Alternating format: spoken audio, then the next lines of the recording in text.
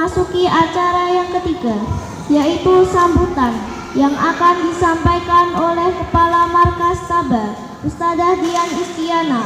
Kepada beliau kami persilahkan.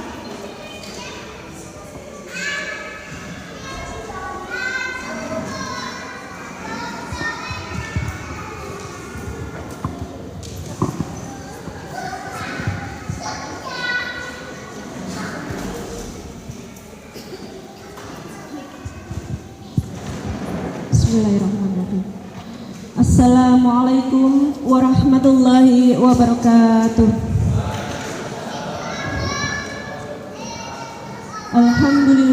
Alhamdulillahirabbil alamin. Assalatu wassalamu ala Rasulillah wa ala alihi wa sahbihi ajmain. Asyhadu an la ilaha illallah wa asyhadu anna Muhammadan abduhu wa rasuluh. Rabbi shrah li sadri wa yassir li amri wahlul 'uqdatam min lisani yafqahu qawli. Amma ba'd. Alhamdulillah, marilah senantiasa kita panjatkan rasa syukur kita kehadirat Allah Subhanahu wa taala atas berkat rahmatnya kita semua bisa berkumpul di majelis pertemuan wali santri akbar ini dalam kondisi yang sehat walafiat, tidak kurang suatu apa. Kemudian salawat dan salam semoga senantiasa tercurah limpahkan pada junjungan kita Nabi besar Muhammad sallallahu alaihi wasallam, manusia paling mulia, manusia paling berjasa di muka bumi ini yang telah mengenalkan Islam itu hingga sampai kepada kita. Mudah-mudahan kita senantiasa istiqomah menjadi umatnya dan suatu saat nanti kita bisa berkumpul kembali dalam golongan orang-orang beriman. Amin Allahumma. Yang pertama-tama saya mengucapkan jazakumullah khairan kasir kepada Ustadz dan Ustadzah dan kepada para wali santri, Bapak Ibu, dan pada anak-anak yang kami banggakan. Alhamdulillah tadi telah kita saksikan penampilan dari kelas Al-Baqarah kecil ya. Jadi alhamdulillah ini anak-anak sudah ada yang progresnya itu sudah mencapai di juz 1 Al-Baqarah.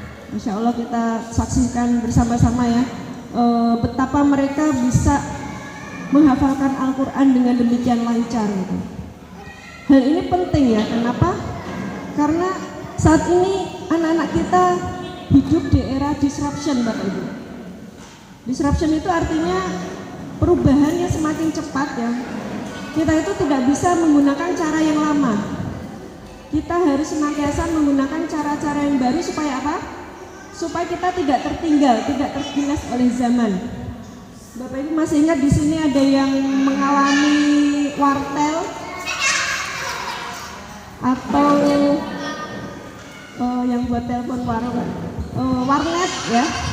Sekarang masih ada nggak? Zaman dulu waktu saya kuliah itu modem itu ukurannya tuh sebesar CPU. Sekarang udah gak ada CPU. Udah ganti teknologi yang semakin canggih. Jadi kita hanya menggunakan handphone ini dengan berbagai macam aplikasi. Dibanding zaman dahulu ya, handphone yang fungsinya hanya untuk telepon dan SMS sekarang sudah fungsinya sudah sangat banyak. Sebelum saya menyampaikan visi misi Staba ya, saya ingin menjelaskan situasi yang akan dialami oleh anak-anak kita itu seperti apa. Jadi anak-anak kita sekarang hidup di zaman yang perubahannya itu semakin cepat. Kurikulum yang akan mereka dapatkan di sekolah nanti sudah ini masih rencana ya. Ada wacana menambah kurikulum AI dan coding gitu. Istilah yang zaman dulu kita nggak paham apa sih itu coding, apa itu AI gitu. Jadi saat ini anak-anak udah bicara tentang ChatGPT ya, AI itu Meta AI ya kalau di WA itu hal yang biasa. Ada sebuah informasi ya tentang saat ini ada teknologi terbarukan ya. Jadi teknologi itu senantiasa berkembang ya Bapak Ibu ya. Teknologi terbarukan dari 44 jenis teknologi, di antaranya ini saya bacakan ya. Ada teknologi yang namanya Advanced Materials and Manufacture ya, nanoscale, ada coating, smart material dan masih banyak lagi. 3 37 itu yang menguasai siapa Bapak Ibu? Ada yang tahu? Dari 44 teknologi terbarukan, 37 itu yang menguasai adalah Cina. Hanya 7 mampu mengalahkan Amerika yang hanya menguasai 7 teknologi. Kalau saat ini kita melihat perangkat-perangkat canggih ya mungkin tablet sudah hal yang biasa ya. Bahkan anak saya yang sekolah di Darul Quran Mulia di Bogor itu mereka alat belajarnya menggunakan tablet ya. Dan ini kayak Al Azhar itu sudah menggunakan juga. Apakah bangsa kita memiliki produksi yang itu yang bisa dipakai oleh masyarakat banyak? Kita sangat tertinggal dalam hal ini. Jadi ini situasi nanti anak-anak kita itu akan bersaing dengan tidak hanya sesama warga Indonesia.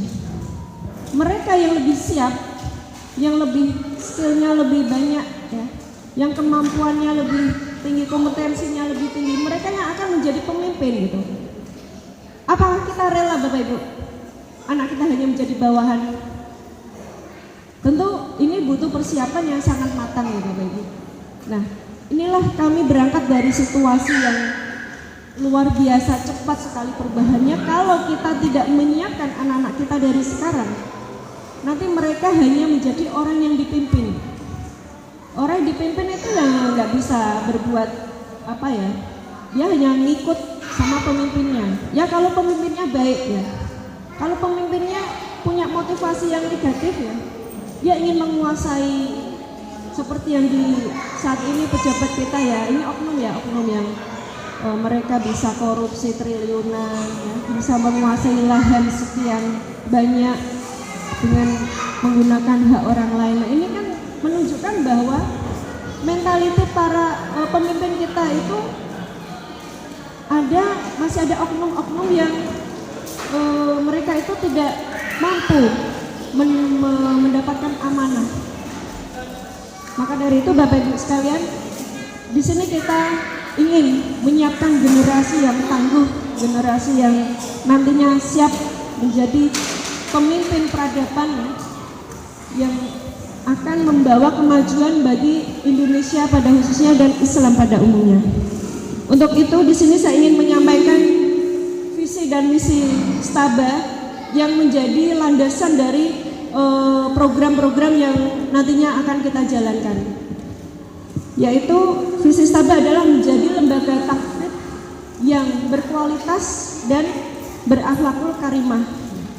Jadi ini tujuan jangka panjang yang ingin kita raih itu anak-anak kita itu memiliki kualitas yang baik dan mereka memiliki akhlak yang baik juga gitu, yang bisa menjadi panutan atau menjadi teladan bagi masyarakat di sekitarnya. Dan kemudian visi ini diturunkan menjadi beberapa visi ya. Yang pertama membantu mewujudkan cita-cita setiap orang tua ya, untuk memiliki anak menjadi calon penghafal Al-Quran. Setiap hari anak-anak dibimbing oleh ustadzah dan ustadz untuk murojaah, untuk ziyadah ya, untuk menambah hafalannya. Kemudian menumbuhkan rasa cinta terhadap Al-Quran dengan memahami serta mengamalkannya. Di samping anak-anak menghafal ya, kami juga mengajarkan adab, etika ya, dan doa-doa itu supaya apa? Supaya anak-anak terlatih untuk bersikap dan berakhlakul karimah ya. Dan kemudian mendorong terbentuknya keluarga hafiz Quran. Bapak Ibu, harapan kami ya, di sini satu keluarga tidak hanya satu saja yang hafiz Quran. Kami juga mendorong orang tuanya juga ikut bersama-sama dengan putra-putrinya ya untuk ikut menghafal ya. Ada satu program yang setiap Jumat saat ini masih kita programkan, yaitu halaqah Quran yang di sini sasarannya adalah para wali santri. Terus kemudian yang keempat, meningkatkan kompetensi orang tua melalui program parenting Qurani. Nah, ini bentuk dari program ini adalah mulai dari angkatan 15 yang lalu ya, kami mengadakan parent school ya, dengan harapan ya orang tua itu memiliki frekuensi yang sama dengan kami gitu. Jadi kita nyun sewu bukan penitipan anak, kita bukan bengkel yang untuk mendandani ini usahaku pasrah. Udah anakku itu daripada main HP di rumah, alangkah lebih baiknya jika kita memiliki tujuan yang lebih dari sekedar daripada anakku main HP. Kita punya tujuan yang mulia Bapak Ibu semua. Maka mari kita saling bersinergi ya untuk mewujudkan bersama-sama. Untuk itu kami perkenalkan di sini ya Ustadz dan Ustadzah Stabah yang nantinya akan membimbing putra-putri panjenengan semua ya supaya saling mengenal. Jadi yang dikenal itu tidak cuma tutor yang di kelas ya, tapi panjenengan juga mengenal seluruh tim kami ya, yaitu terdiri dari Ustadz dan Ustadzah. Kepada Ustadz dan Ustadzah dipersilahkan ya untuk memasuki atau menempati tempat duduk di depan ya. Nah, untuk selanjutnya nanti kami berharap kita bisa saling bersinergi ya. Karena itu adalah sebuah saling membantu putra-putri panjenengan bisa lebih dalam menghafalkan, bisa lebih hebat lagi ya. Jadi di sini peran panjenengan semua sangat kami butuhkan. Mungkin dari saya cukup, nanti akan dilanjutkan ya, masing-masing ustadzah nanti akan menyampaikan program atau sosialisasi, dan apabila panjenengan ingin bertanya bisa langsung saja, kita nggak usah termin-terminan ya, jadi kita santai aja ya, kita diskusi santai aja, nanti bila ada yang mau ditanyakan bisa langsung ditanyakan ya, bisa langsung angkat tangan dan menanyakan sesuai dengan apa yang ingin panjenengan tanyakan. Baik, singkat dari saya, billahi taufiq wal hidayah. Wassalamualaikum warahmatullahi wabarakatuh. Acara yang keempat, Ta'ruf Ustadz Ustadzah Stabah Pati.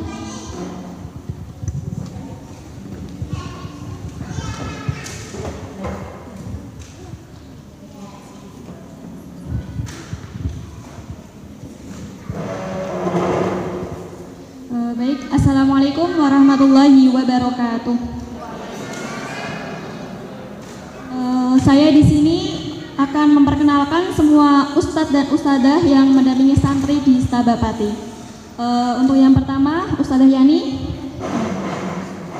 Ini Ustadzah Sri Handayani, panggilannya Ustadzah Yani, yang menjadi tutor di kelas Al-Baqarah. Salam kenal ge. Untuk selanjutnya Ustadzah Wiwin. Nama lengkapnya Ustadzah Sri Winarti, panggilannya Ustadzah Wiwin, yang menjadi tutor di kelas Asyifa.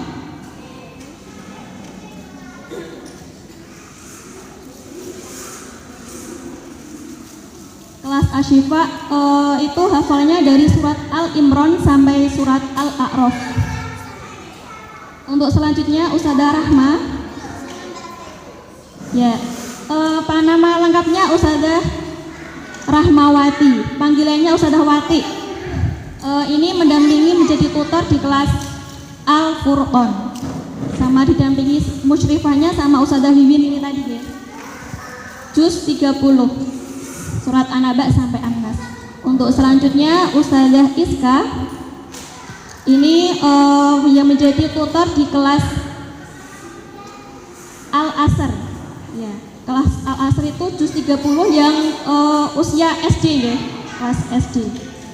Untuk selanjutnya Ustadzah Uul, mohon berdiri.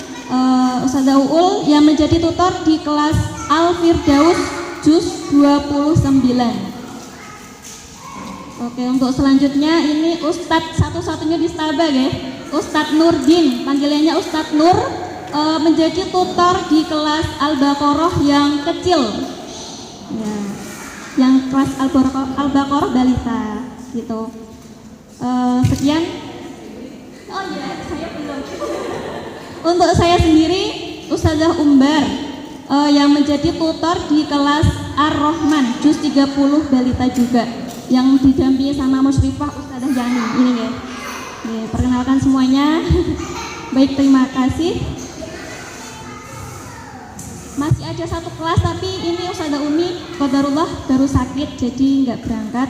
Ustazah Umi itu yang menjadi tutor di kelas Al-Lail juz 29 yang kelas SD gitu, oke. Baik, terima kasih. Wassalamualaikum warahmatullahi wabarakatuh. Terima kasih.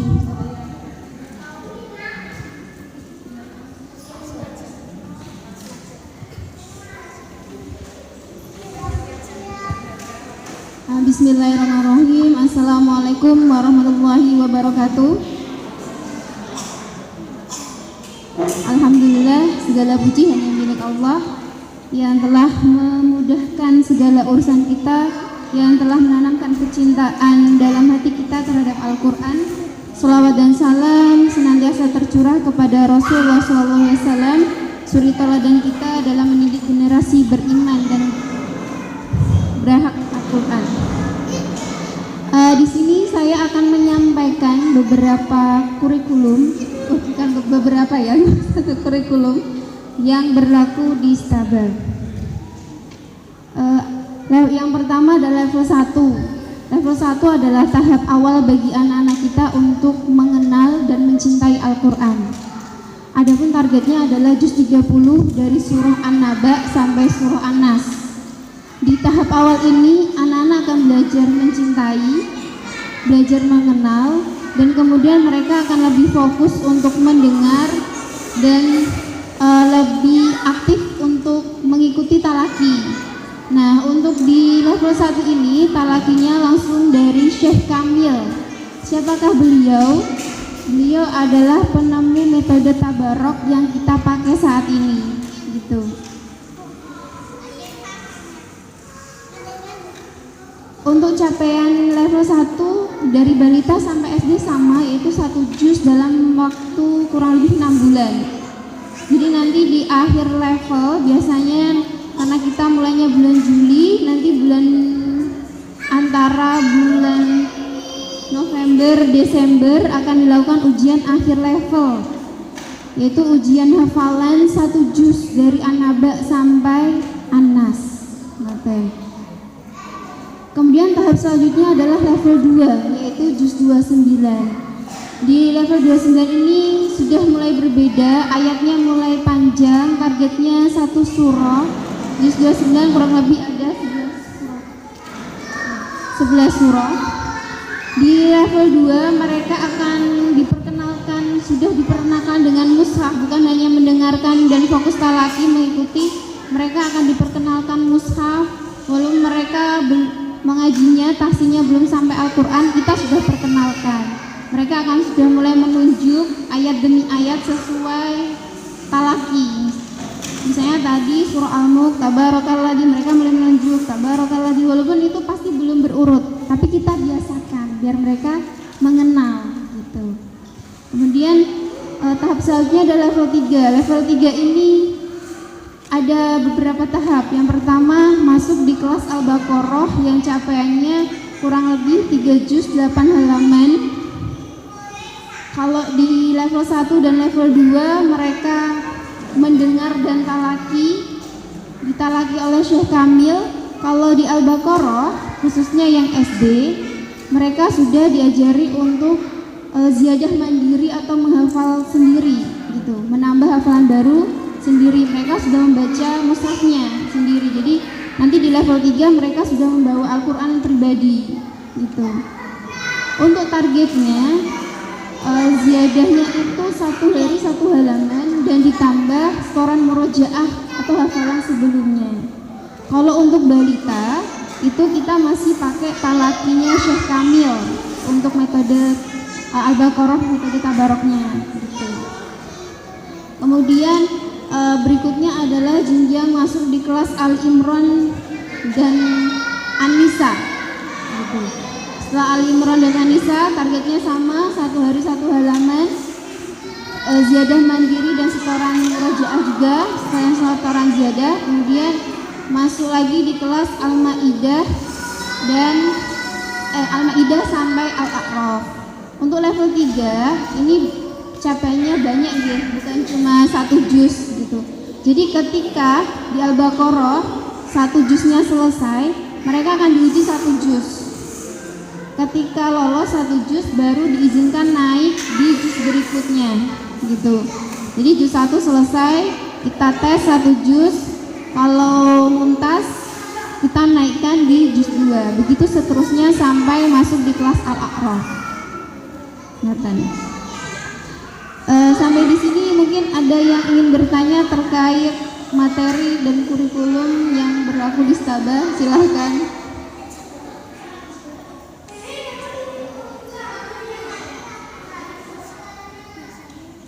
Berat nama buatan Bu? Pak, targetnya banyak ya? Banyak.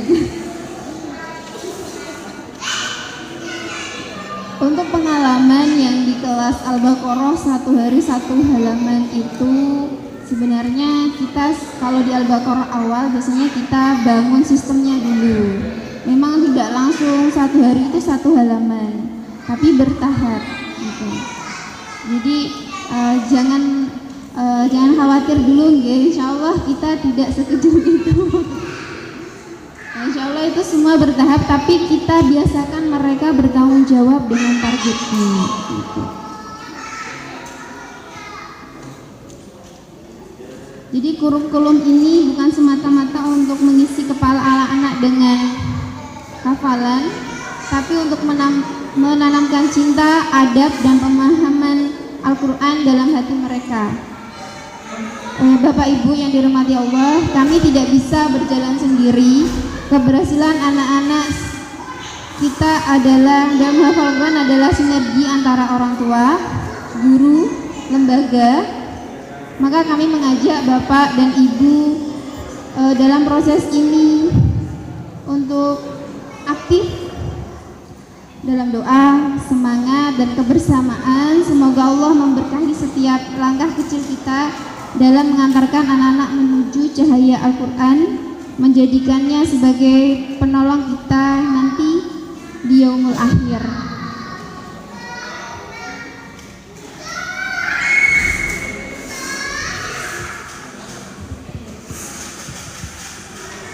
Saya tambahin sedikit ya. Kalau kurang ya nambah lagi. Bapak Ibu yang dirahmati Allah ya, kita di sini setiap angkatan kami senantiasa mengevaluasi kinerja kami ya, capaian-capaian dan progres yang sudah didapatkan oleh anak-anak, dan kami juga menyesuaikan situasi yang terjadi ya. Saat ini sekolah sudah menerapkan 5 hari masuk. Tentu ini sangat berpengaruh terhadap jam belajar yang selama ini sudah kami terapkan. Maka dari itu ya, mohon pengertian dari panjenengan semua ya, untuk mulai pekan depan kami akan mengikuti jam sekolah anak-anak ya, karena pulangnya tentu lebih sore ya. Maka nanti kami juga akan menyesuaikan waktunya, yaitu masuk jam 4 sore, pulangnya jam 6:30. Berat ya? Aduh kasihan anakku kok pulang sampai malam. Karena ya kami sudah berusaha ini, karena hak mereka itu sehari 3 jam. Ada 2 alternatif ya. Kalau mau pulang jam 6:30, nanti Sabtunya masuk. Jadi kita balik Bapak Ibu. Kalau di sekolah biasanya 6 hari, kami 5 hari. Sekarang yang di sekolah 5 hari, kami 6 hari. Kami siap mengawal aktivitas putra-putri panjenengan. Sabtu pagi anak-anak mau ngapain kalau nggak ke sekolah? Ini menjadi pertanyaan kita semua. Terus anakku nanti ngapain kalau Sabtu pagi? Karena libur 1 hari ya Bapak Ibu, kita mungkin mengalami semua. Hari Senin kita mesti membangunkan dengan ekstra tenaga, nggih mboten?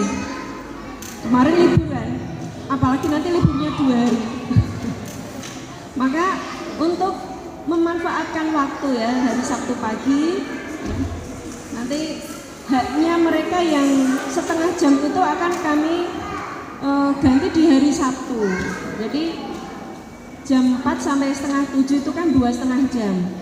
yang setengah jam kami akumulasi di hari Sabtu, sehingga anak-anak Sabtu pagi tetap ada aktivitas. Terus terang kami juga ini ya, saya secara pribadi termasuk yang tidak setuju ketika sekolah cuma 5 hari gitu. Apakah mereka dipastikan belajar? Ini aja pertanyaannya, sederhana gitu. Kalau alasan dari sekolah bisa ini untuk meningkatkan pelayanan dan lain sebagainya, karena saya sudah diskusi langsung dengan kepala sekolah ya. Namun sudut pandang saya sebagai orang tua atau sebagai orang tua pada umumnya, apalagi yang orang tuanya tetap ke kantor gitu dan Bapak Ibu. Terus anak-anaknya nanti bagaimana kalau di rumah? Ya kalau nggak nonton TV, main HP atau main sama teman. Itu sudah menjadi hal yang sangat umum gitu, kecuali yang mereka sudah punya aktivitas di luar, mungkin les ya, kegiatan-kegiatan, tapi tidak semua orang tua itu punya pemikiran seperti itu gitu. Di saat Cina sedang serius untuk mendidik bangsanya, jadi Bapak Ibu perlu diketahui bahwa di Cina itu SMP mereka itu sudah masuk asrama ya. Jadi karena suami saya ya sering ke Cina ya, kadang setahun berapa kali gitu. Jadi tahu betul situasi di sana seperti apa. Saya pun menyaksikan sendiri Bapak Ibu, hari Minggu mereka tuh tetap sekolah. Hari Minggu mereka tetap sekolah. Jadi liburnya tuh cuma hari tertentu saja. Sabtu sore dijemput, Minggu pagi sudah sampai ke sekolah lagi. Di saat Cina sedang serius untuk menggembleng generasinya, untuk saat ini kita sudah melihat kemajuan yang dicapai oleh China seperti apa. Masa kita memotong jam belajar anak yang tadinya 6 hari jadi 5 hari, belum nanti ada tanggal merah, belum nanti cuti bersama juga, belum nanti puasa Ramadan, Syawal. Kalau dikumpulkan mungkin anak kita itu sekolah cuma setengah tahun ya. Maka ya ini kami senantiasa melihat situasi perubahan-perubahan yang terjadi ya. Ini pun nanti kami akan terapkan ya. Jadi tidak menutup kemungkinan apabila nanti panjenengan punya masukan ya, punya saran, ide, silakan, kami sangat terbuka dalam hal ini ya. Karena kami yang kami utamakan adalah pelayanan kami ya pada anak-anak supaya mereka itu bisa mendapatkan pendidikan yang baik. Itu sementara Ustazah, nanti kalau ada tambahan menyusul.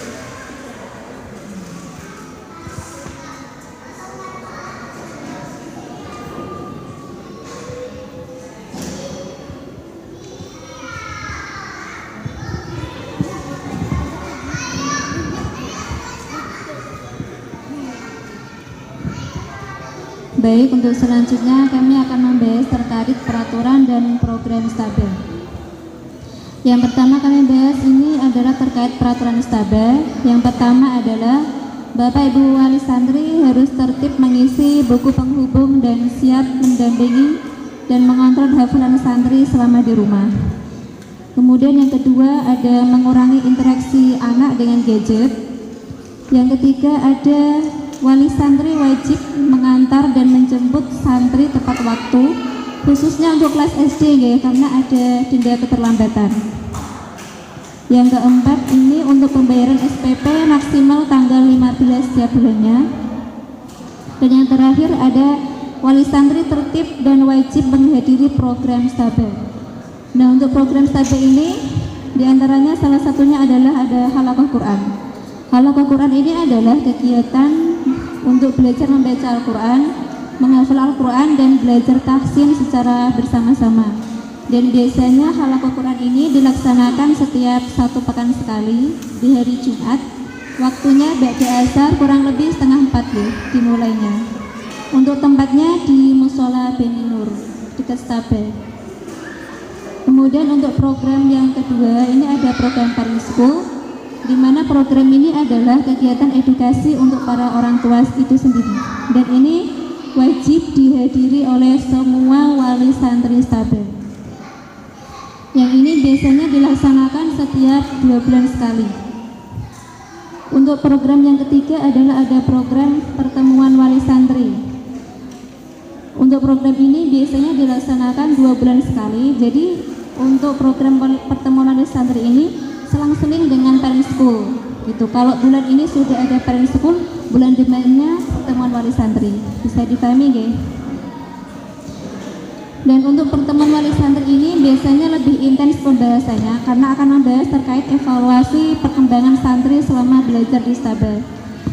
Dan juga ada penyampaian informasi terbaru terkait kegiatan Stabah, dan ini bisa dijadikan sebagai ajang untuk diskusi para orang tua dan ustadz-ustadzah untuk menyampaikan saran maupun motivasi atau masukan untuk Stabah itu sendiri maupun untuk kebaikan santri kita sendiri. Karena tingkat keberhasilan santri itu bisa berhasil, itu bisa terjadi karena adanya sinergi antara orang tua dan ustadz-ustadzah yang bisa saling bekerja sama, sehingga kemampuan anak dalam menghafal Al-Quran itu pembelajarannya bisa optimal dan seimbang, karena antara sekolah dan di rumah itu bisa terlaksana semua. Baik, untuk selanjutnya akan ditampilkan oleh Ustazah Ana.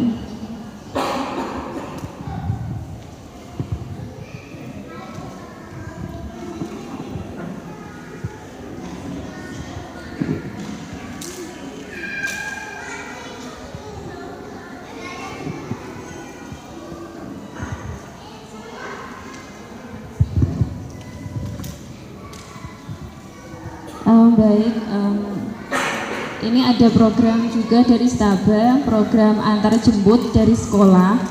Namun ini dari sekolah Abu Bakar, ayah bunda, itu 5 hari dari hari Senin sampai hari Jumat, insya Allah. Untuk biayanya 20.000 per pekan. Jadi setiap pekan akan dikenai biaya 20.000 untuk anak yang mengikuti antar jemput dari sekolah ke Stabah. Demikian. Untuk nanti yang mau mendaftar bisa menghubungi kontak Stabah, administrasi Stabah, atau bisa menghubungi wali kelas dari masing-masing kelas. Ini untuk yang SD, demikian. Ada sedikit tambahan lagi dari saya, mudah-mudahan nggak bosan ya Bapak Ibu. Mulai angkatan 16 ini, rapot yang akan kami sampaikan pada panjenengan.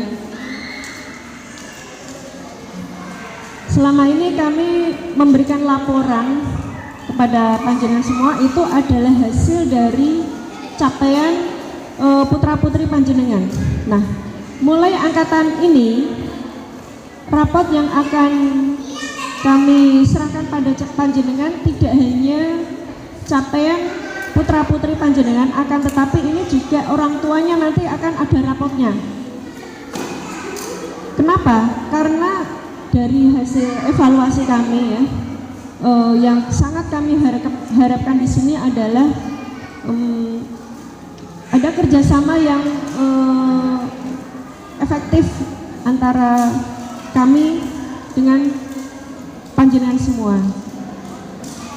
Hasil evaluasi termasuk prosensi kehadiran yang saat ini masih di bawah harapan kami ya.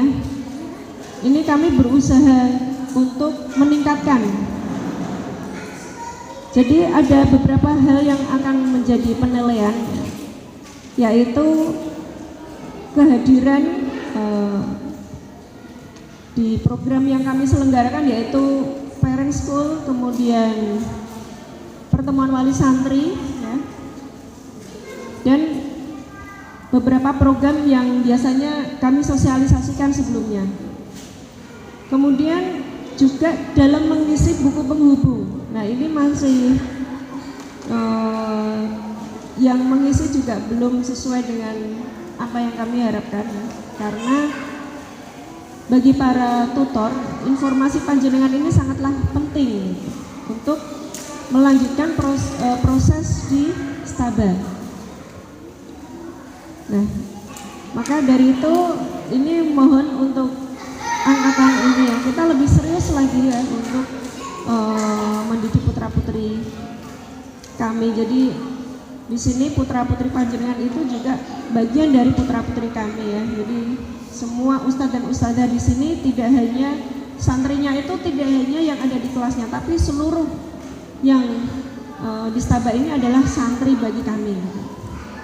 Harapan kami supaya ke depan ya sinergi ini bisa terjalin dengan sangat baik, sehingga yang menjadi target bersama yang tadi sudah disampaikan bidang kurikulum ya, kita ada target dalam satu angkatan itu bisa tercapai, supaya nanti anak-anak itu waktunya lebih, ketika mereka di usia dini sudah hafal Quran, nanti mereka untuk belajar yang lain itu lebih mudah. Saya melakukan hasil dari penilaian saya, ya, pemantauan saya di Abu Bakar contohnya ya. Di Abu Bakar itu kan sering ya ada olimpiade, ada lomba-lomba, entah itu silat dan lain sebagainya gitu. Dari semua prestasi yang berhasil diraih oleh santri Abu Bakar itu rata-rata itu berada di kelas A. Jadi kelas A itu kelas tahfidz kalau di Abu Bakar ya. Karena kebetulan anak saya sekolah di Abu Bakar, jadi informasi yang saya ketahui hanya di Abu Bakar. Dan saya pernah juga ada sebuah riset yang melihat di medsos itu ya, melakukan riset terhadap para penghafal Quran itu, ternyata mereka dari sisi kecerdasannya itu lebih cerdas, sehingga belajar apapun mereka itu lebih mudah gitu. Karena bahasa Al-Quran kan rumit ya Bapak Ibu.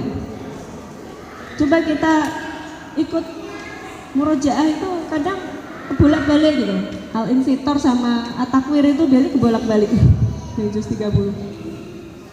Nah, untuk menghafal bahasa yang rumit saja mereka mampu, apalagi mereka belajar ilmu-ilmu yang lain. Karena pada zaman dahulu para ilmuwan Islam ya, banyak sekali ilmuwan Islam ya, Ibnu Rushdi, Ibnu Khaldun dan lain sebagainya, itu mereka expert tidak hanya di satu bidang, akan tetapi ya mereka menguasai ahli di matematika, mereka ahli bahasa, mereka juga ahli astronomi gitu. Jadi para ilmuwan Islam zaman dahulu itu mereka menguasai lebih dari 2 bidang. Kalau sekarang kan kita lihat ya, misalnya almarhum B.J. Habibie, beliau itu sangat ahli di bidang teknologi. Tapi pengetahuan beliau hanya di bidang teknologi saja. Nah, tentu kita ingin anak-anak mendepan ya, mereka bisa menguasai dengan mereka Al-Quran itu sudah menjadi dasar yang mereka kuasai dari kecil. Nanti ketika mereka dewasa, Al-Quranlah yang akan menjaga mereka Bapak Ibu. Waktu kita sangat terbatas membersamai mereka. Mereka lulus SD, kemudian mondok. Waktu kita hanya pas liburan saja ketemu. Nanti mereka setelah mondok kuliah tambah jauh gitu. Setelah kuliah bekerja, bisa jadi ini siklusnya kan seperti itu. Jadi waktu kita saat ini yang membersamai mereka ya maksimal usia 12 tahun lah ketika anak-anak lulus SD. Nah itu yang bisa upaya yang bisa kita lakukan ya untuk menjaga anak-anak kita ya, terutama dari gempuran tantangan yang luar biasa ini, yang semakin hari semakin bertambah ya, bertambah berat. Maka kami mengangkat tema untuk angkatan ini adalah dengan semangat berwawasan global menuju transformasi pendidikan yang maju dan berkelanjutan. Tepuk tangan untuk kita semuanya. Baik, mungkin itu yang bisa kami sampaikan. Apabila ada hal yang ingin ditanyakan bisa langsung saja untuk angkat tangan. Ada? Kalau tidak ada, waktu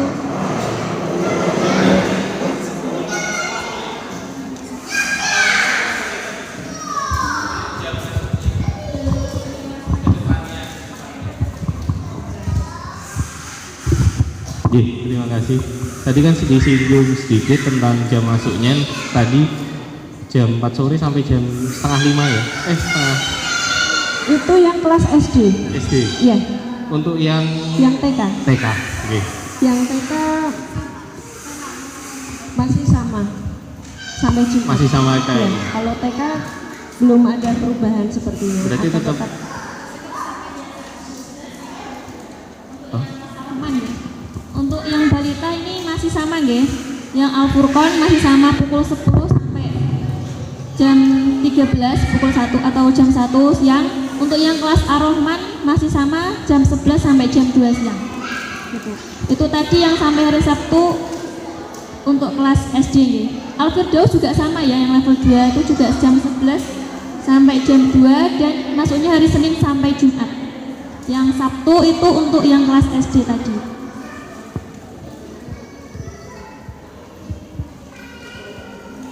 Ya, untuk pemberitahuannya nanti insya Allah akan kami kasih surat ya.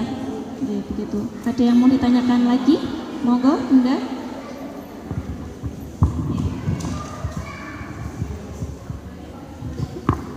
Assalamualaikum warahmatullahi wabarakatuh. Saya mau bertanya, kan sila itu sudah naik ke Al-Baqarah kecil dan tadi lihat targetnya itu 1 halaman ya, padahal dia itu belum bisa membaca ya, baru jilid 2. Apakah nanti tahsinnya juga dikejarkan atau bagaimana? Terima kasih.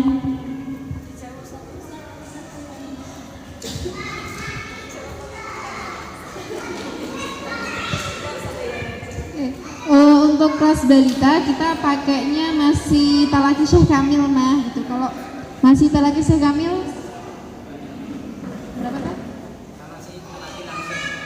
Talaki langsung 1 halaman. Oke.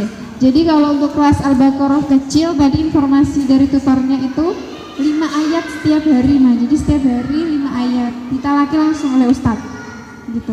Jadi memang perlakuan balita dengan SD berbeda. Gitu. Untuk tahsin akan tetap selalu dikejar, tiap hari ada tahsin. Gitu. Nanti akan selalu ada tahsin. Jadi untuk mempercepat bacaannya. Lagi ya Us ya. Ini kan lebih menekankan ke tahfidnya ya Us ya. Tapi dulu ini kan sila sudah 3 tahun ini ya di sini ya. Apakah nanti ada pelajaran bahasa Arab lagi? Terus tahsin lagi, setidaknya kan 1 minggu 3 kali atau bagaimana gitu. Soalnya kan yang sila itu sekolahnya juga sekolah SD, bukan SD Islam gitu.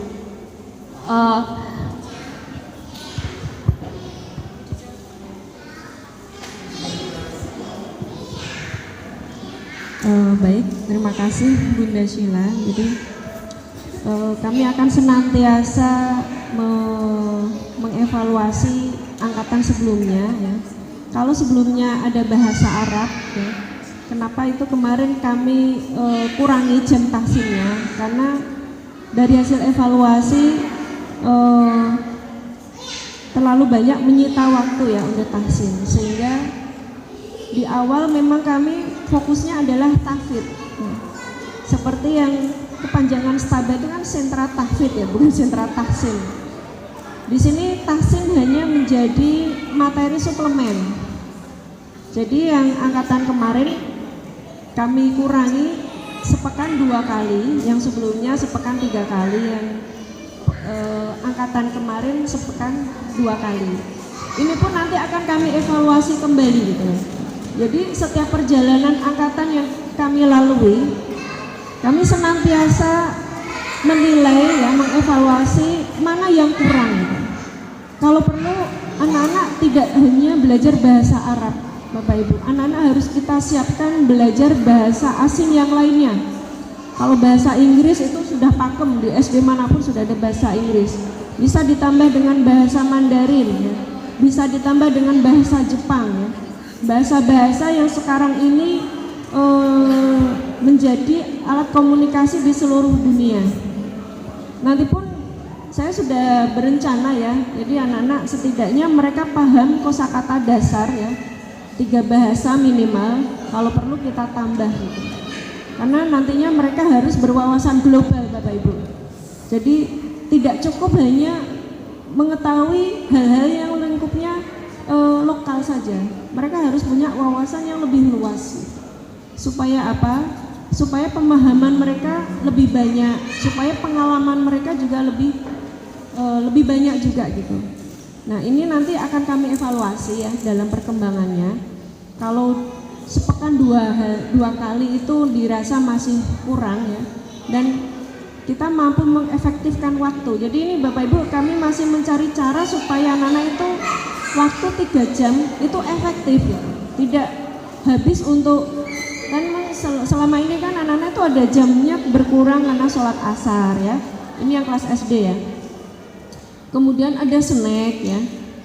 Jadi bisa dihitung itu efektif itu hanya 2 jam atau kurang, bahkan kurang gitu, karena anak itu sering izin keluar gitu, izinnya ke kamar mandi, nanti mampir kemana dulu. Kami sedang mencari cara ya supaya 2,5 atau 3 jam nantinya itu bisa lebih efektif. Kalau bisa efektif maka tahsinnya akan kita tambah seperti itu ya. Jadi kami senantiasa mengevaluasi ya, hal-hal yang sekiranya itu bisa kita perbaiki, yang bisa kita tambah gitu. Yang memang kita agak, misalnya jam istirahatnya kelamaan, kita kurangi.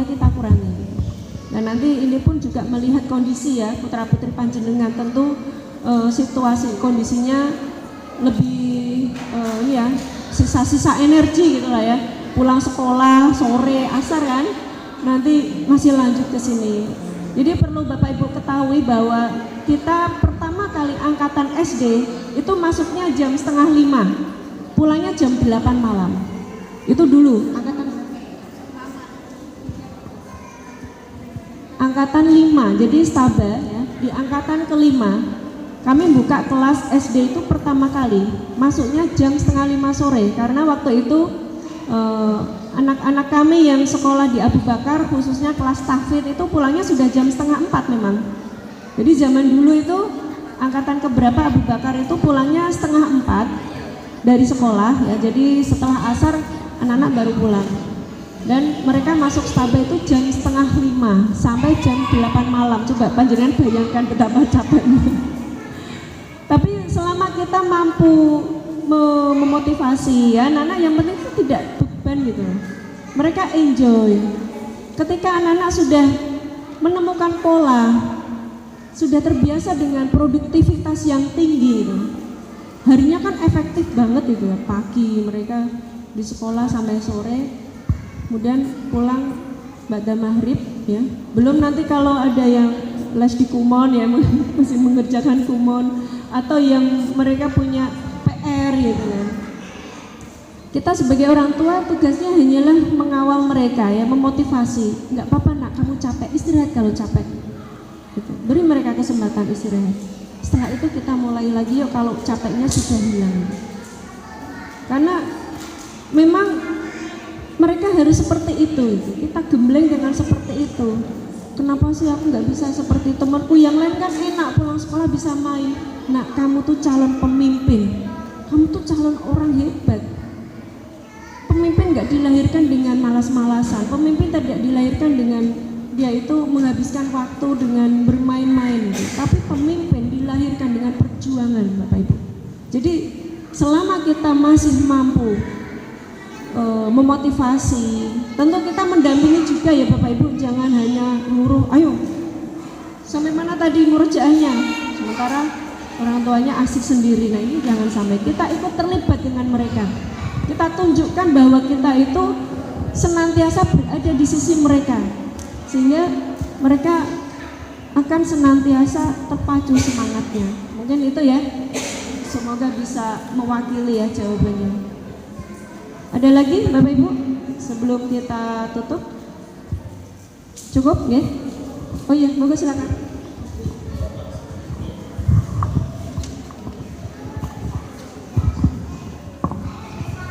Assalamualaikum warahmatullahi wabarakatuh. Waalaikumsalam warahmatullahi wabarakatuh. Baik Ustazah, saya ingin menanyakan mengenai yang kelas Al-Furqan dan kelas Ar-Rahman ya Ustaz.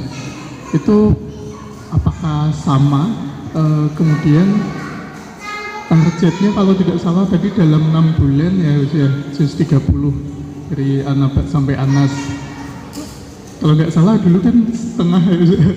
Nah, itu apakah dari hasil evaluasinya lebih efektif, lebih baik atau bagaimana? Terima kasih. Kita aja. Assalamualaikum warahmatullahi wabarakatuh.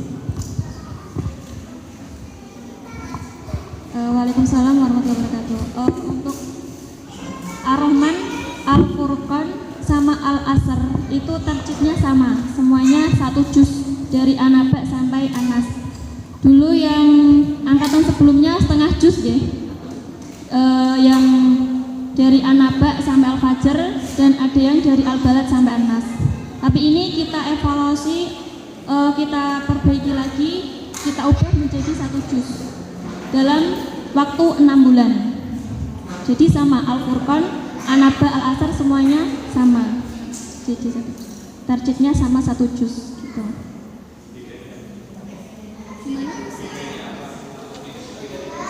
Bedanya tuh hanya di waktunya. Kalau yang jam 10 sampai jam 1 itu kebanyakan dari santri yang belum sekolah. Kalau yang kelas Ar-Rahman itu kan jam 11 sampai jam 2 itu ada rata-rata sudah TK.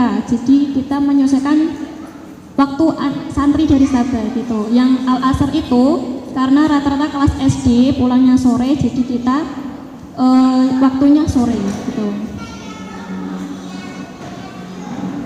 Ya, semuanya level 1 sama.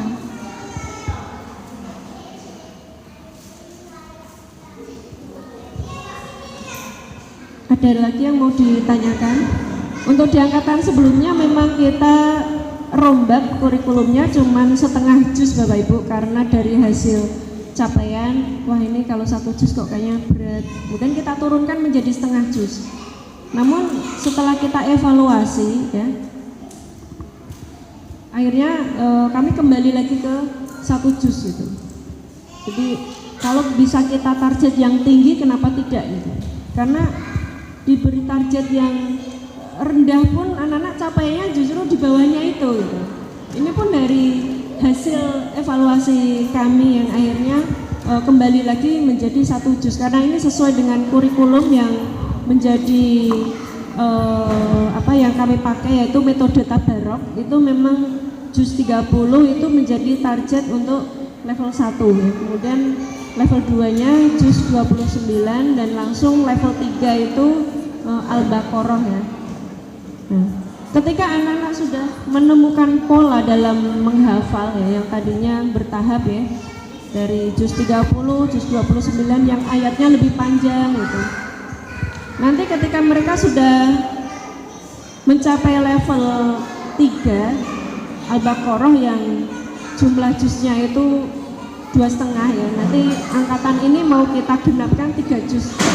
Jadi dari beberapa sekolah tahfidz ya, itu pembedaan kelasnya itu adalah per juz, bukan per surah ya. Jadi juz 1 sampai juz 3. Ini pun nanti menyesuaikan kemampuan putra-putri panjenengan ya, tidak kita paksa satu angkatan 6 bulan harus 3 juz, tidak kita paksa, tapi kalau bisa lebih cepat menghafal, kenapa tidak gitu. Baik, itu saja ya, mungkin karena waktu ya sudah pukul 5. Mudah-mudahan ini menjadi pertemuan pertama kita di angkatan ke-16 ini dan akan disambung dengan pertemuan-pertemuan yang akan datang. Maka kami sangat mengharapkan kehadiran panjenengan semua ya. Bagi kami, kehadiran panjenengan semua itu bagaikan suntikan energi yang sangat besar bagi kami ya, sehingga dalam mengelola atau mendidik putra-putri panjenengan itu kami senantiasa bersemangat ya Bapak Ibu. Dari kami cukupkan sekian. Saya mewakili seluruh tim ya dari Ustadz dan Ustadzah Stabah mengucapkan jazakumullah khairan kasir atas rawuhnya panjenengan semua, dan kami mengucapkan juga mohon maaf yang sebesar-besarnya apabila dalam prosesi ini ada beberapa hal yang kurang berkenan. Kami harapkan untuk kerjasamanya ya di angkatan ke-16 ini bisa lebih baik lagi, lebih kuat lagi ya ikatan pertalian di antara kita semua. Wabillahi taufiq wal hidayah. Wassalamualaikum warahmatullahi wabarakatuh.